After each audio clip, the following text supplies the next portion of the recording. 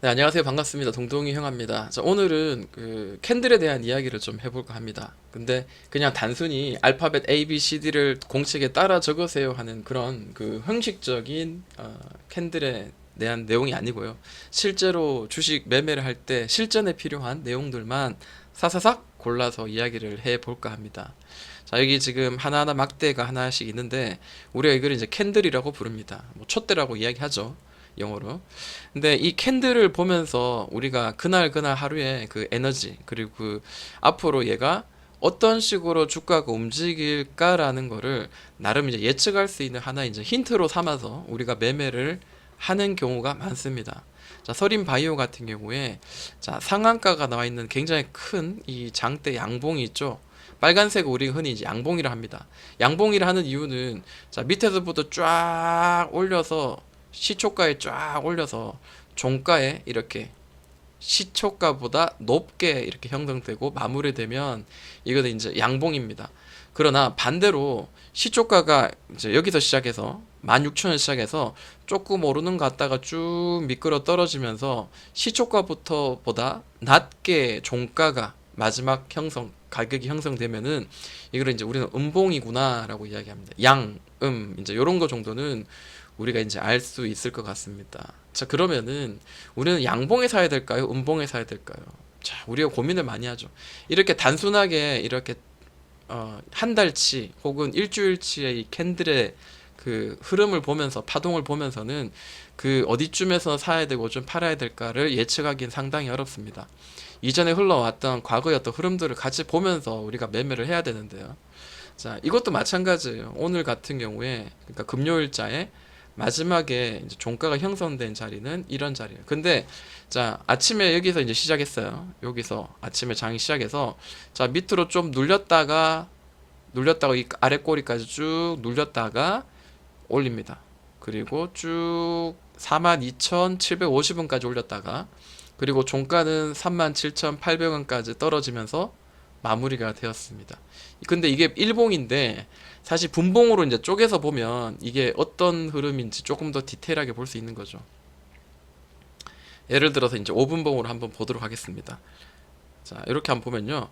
아침에 분명히 이제 8월 20일 금요일자 아침에 이렇게 시작했어요. 자, 여기서 강하게 올리고 다시 한번 조금 올리다가 쭉 눌리면서 자, 여기서부터 여기까지는 윗꼬리가 되겠죠. 윗꼬리가 되고 자, 여기서부터 여기까지가 이제 빨간 양봉의 몸통이 되겠죠. 그리고 이 자리는 윗꼬리로 이제 형성이 됩니다. 그래서 일봉으로 매매하면 조금 더 디테일이 떨어지만 이제 분봉을 만약에 보시게 된다면은 조금 더 촘촘하게 매매를 할 수가 있겠죠. 그러니까 일단은 주리님들은 일봉을 위주로 한번 볼 필요가 있을 것 같습니다. 자, 그러면은 이번에 매매할 때 있어서 우리가 중요하게 생각해야 될 부분들이 있습니다. 바로 뭐냐면 캔들에 있어서 이런 윗꼬리들입니다. 이런 윗꼬리들. 윗꼬리가 이렇게 길게 많이 이제 형성이 되는데 물론 종목의 특성마다 어떤 거는 많이 생기기도 되고 어떤 거는 그렇지 않은 경우도 많습니다. 그런데 이 윗꼬리들이 생길 때 거래가 동반되면서 윗꼬리가 생길 때 자, 이럴 때는 우리가 중요한 자리로 보는 경우가 많아요. 특히 이제 이 자리를 한번 보도록 하겠습니다. 이 자리를 보시면은 특정한 가격대에 부딪히면은 항상 이제 윗꼬리를 치죠. 대략 이제 이런 부분입니다. 뭐 조금 더 오버한 적도 있고요. 조금 더 낮게 형성된 곳도 있습니다만 일반적으로 제일 많이 이렇게 두드린 자리가 자, 이 자리가 한번 시도를 하려고 이 자리를 넘기려고 시도하는 그런 모양들이죠. 그리고 이 캔들이 나올 때 분명히 이런 그 큰 거래가 동반됩니다. 일반적으로. 네, 이런 윗꼬리에 칠 때마다 거래가 동반되고요. 자, 이 윗꼬리 칠 때마다 거래가 좀 동반되는 경우가 많아요. 특히 이제 이런 그 저항이 되는 특정한 가격대를 두드릴 때 굉장히 많은 거래가 터지다가 드디어 이 상단을 딱 이렇게 올려냈습니다. 올려낼 때 거래가 또 한번 잠잠하게 있다가 강하게 크게 실립니다. 자, 거래량에 대해서는 나중에 이제 또 시간을 내서 또 그 거래량에 대한 이야기를 할 테지만 어쨌든 그 이 윗꼬리를 계속 친다는 거는 반복해서 이런 특정한 가격대를 윗꼬리를 친다는 거는 여기에 대한 이 매물대, 그러니까 여기에 어떤 강한 저항을 계속 소화한다 혹은 계속 도전한다라는 생각을 한번 해볼 필요가 있겠죠. 언제 돌파할지는 정확하게 모르고 돌파를 해야지 정확하게 돌파를 했구나를 알 수 있는 겁니다. 그리고 또 차트를 볼 때 캔들을 보면서 우리가 어떤 생각을 가지게 하냐면 보세요. 이런 파동에 보면은 자 위에 고점은 계속해서 특정한 가격대를 맞고요. 아래 특정한 또 가격대를 계속해서 지지를 해줍니다. 그러면 이게 바로 지지와 저항이 되는 매물대구나라는 것을 우리가 알 수가 있습니다. 자, 그러면 어떻게 될까요? 이 자리도 마찬가지 지지를 여러 번 해주죠. 네, 지지를 너무 무지막지하게 많이 해줍니다. 물론 이렇게 정직하게 하지 않는 경우도 많이 있습니다만 어쨌든 이런 지지와 저항이 많이 되어서 자, 이 안에서 이제 이 탁구공이 이 안에서 이제 왔다 갔다 하는 건데요. 이 탁구공이 이제 예를 들어 따당 따당 튀다가 아랫 방향으로 이렇게 한번 깨지면 그때는 어떻게 돼요? 다시 올라가게 되면 이 지지가 되었던 자리는 다시 저항이 되고 이렇게 떨어지는 경우가 많고 또 만약에 반대로 또 이 자리를 돌파하게 되면은 다시 이렇게 눌렀다가 다시 이렇게 또 올라가는 경우가 꽤 많습니다. 그래서 이 종목 같은 경우에는 여기서 이제 돌파가 나왔기 때문에 매물대 돌파가 나왔기 때문에 올라갈 것 같죠. 그런데 눌림이 있었고 결국에는 올라냈습니다. 이거는 나중에 이야기해야 되는 부분인데 뭐 이야기하다 보니까 또 이야기가 좀 안 할 수가 없는 부분입니다. 자, 이 자리가 강한 매물대였고요. 이 자리를 돌파하고 난 뒤에 눌림이 있었지만 결국 그 다음 매물대는 이런 매물대였습니다. 결국 새로운 매물대가 형성된다라는 거고 이전의 매물대는 이제는 크게 작용되지 않는다라는 거죠. 여기서는. 그리고 우리가 차트를 볼 때 중요한 거는 좋은 차트를 하면 계속 이런 특정한 가격대를 계속 두드리면서 계속 저점을 올라가는 종목들이 가장 좋은 그 이상적인 그 우상향의 차트라고 보실 수 있을 것 같습니다. 자, 보세요. 여기서 계속 여기를 치면서 또 돌파가 나오고요. 또 치면서 계속 위를 향하고 있죠. 그리고 저점은 계속해서 이렇게 올라가는 이런 흐름이 나오고 있습니다. 그래서 이런 차트의 흐름들은 계속해서 앞으로도 추세가 무너지지 않으면 좋은 어떤 흐름이고요. 또 여기서 이런 추세에 꺾여서 또 이렇게 또 추세가 또 이렇게 올라가죠. 그래서 계속 위를 친다는 거, 그리고 이런 그 매물대를 돌파를 한다는 거, 이런 것들이 굉장히 좋은 차트의 유형입니다.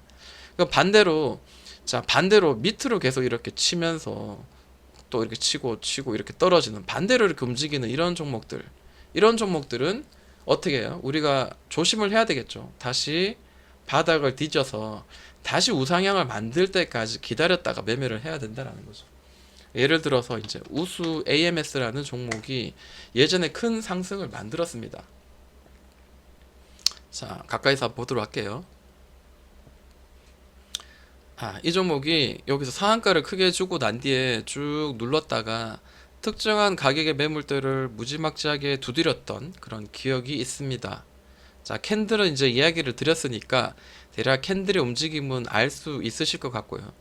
자, 이렇게 칠 때마다 이 윗골을 치면서 칠 때마다 뭐 계속 뭐 시세를 만들려고 노력했었는데 자, 누가 봐도 바닥에서 계속 또 탕 두드리는 위쪽으로 향해서 두드리는 그 모양들이 많이 보이죠. 그런데 시세가 이 바닥권에서 무려 270%, 280%의 충분한 상승을 만들고 난 뒤에 이제 꺾이기 시작하죠. 이 자리를 첫 번째 이 고점을 두드리고 난 뒤에 두 번째 이 윗꼬리들 자 크게 터지면서 뭔가 이 자리를 시도하려는 그런 흐름이 나왔습니다.